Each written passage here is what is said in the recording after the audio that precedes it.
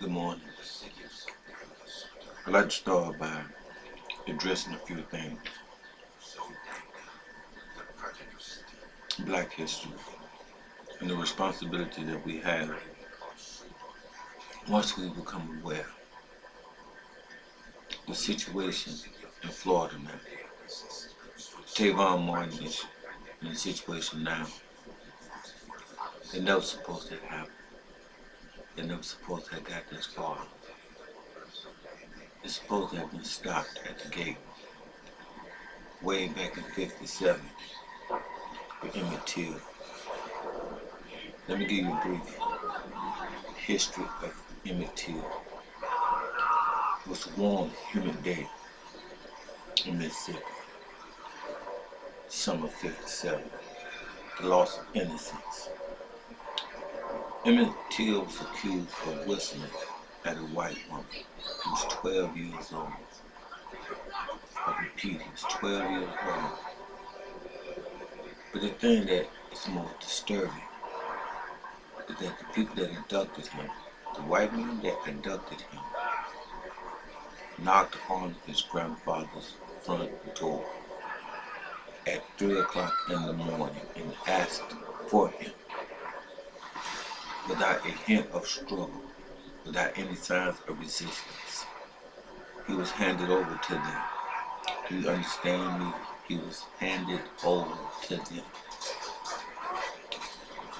His body parts was cut off. He was shot, he was beat.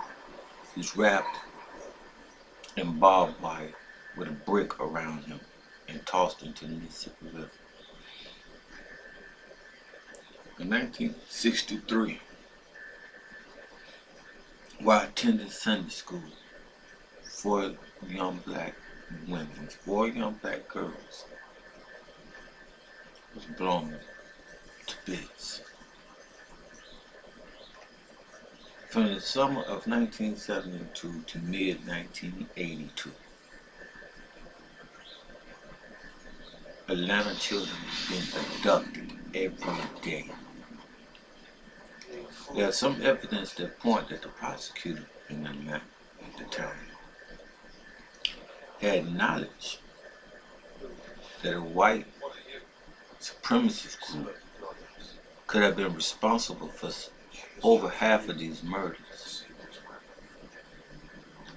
But Dwayne Thomas was convicted, and it appeased the people. Now I'm going to fast forward 2012.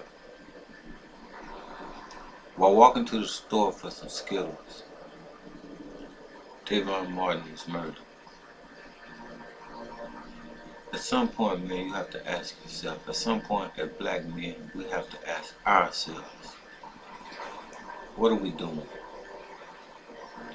Do we understand that when the Constitution was written in 1776, 1772, 74, when the Declaration of Independence was declared and drawn up and written, it had nothing, absolutely nothing to do with us.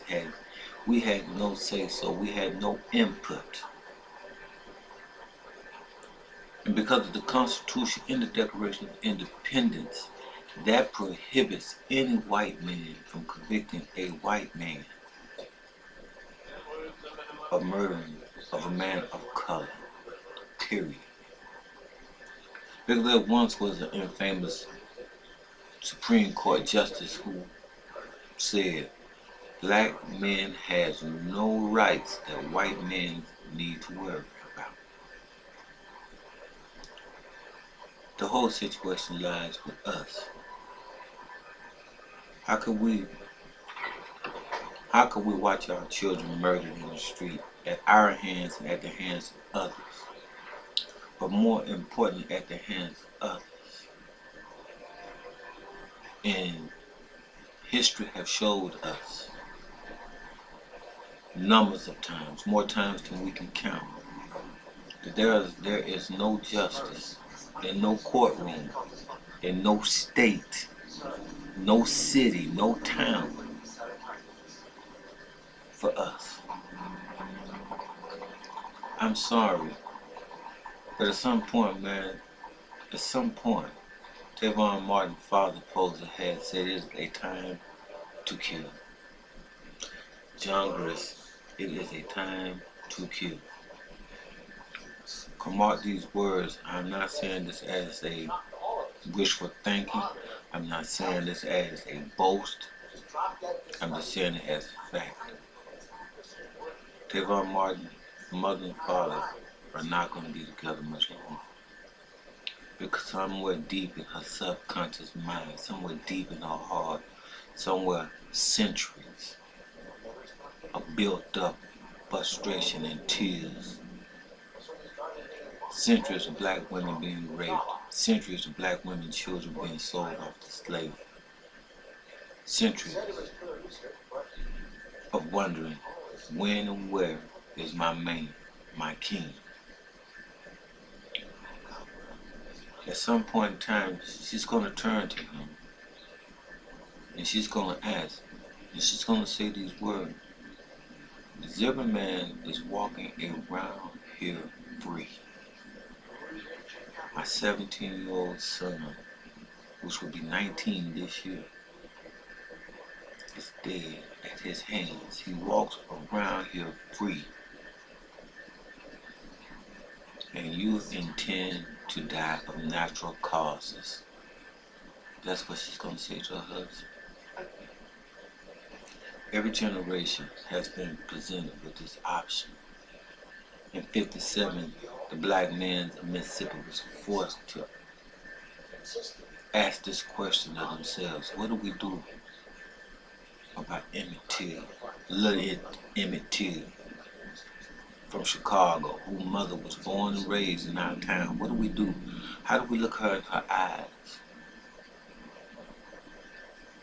In 63, Martin Luther King and them black men had to look at themselves and ask themselves, man, how do we preach nonviolence and they're murdering our children in the street?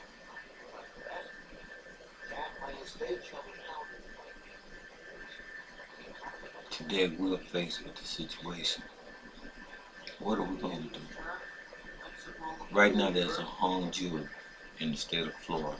Same county, same city, same situation. Loud music cost another brother his life.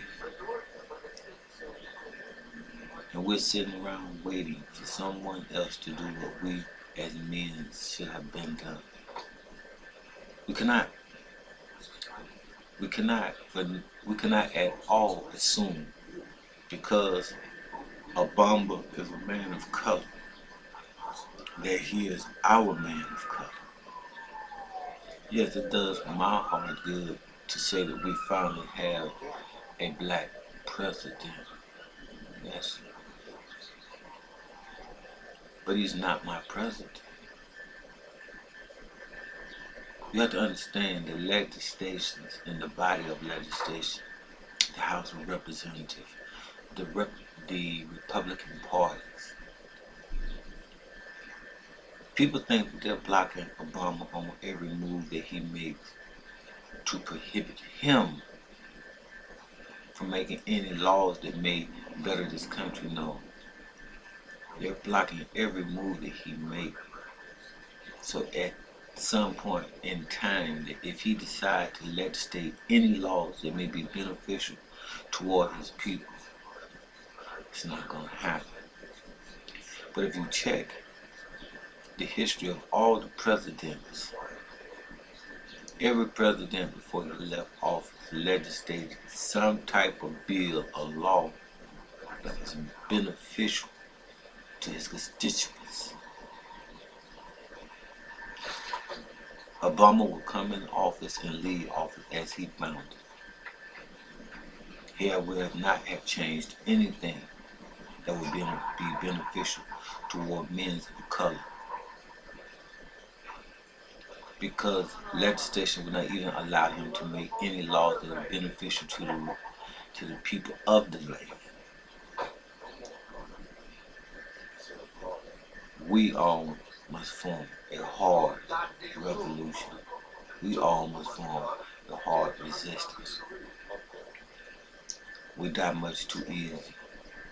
We allow murder and mayhem to happen to us too easy until when it happens, it is natural to us as breathing. Young black men dying in the street at the hands of other black men, at the hands of the police, or at the hands of any other men that decide to take our most precious resource. We ask ourselves rhetorical, silly questions as, why was he there? What was he doing? See, the question I ask myself is that if I walked up to a Circle K and some white boys was playing loud music in their car, and I asked them to turn it down, and they refused, would they refuse to warn me going to get a pistol and murdering them? You do unto others if you have them do unto you. So undoubtedly the white man is telling me, murder my son, because that's what I am doing to you.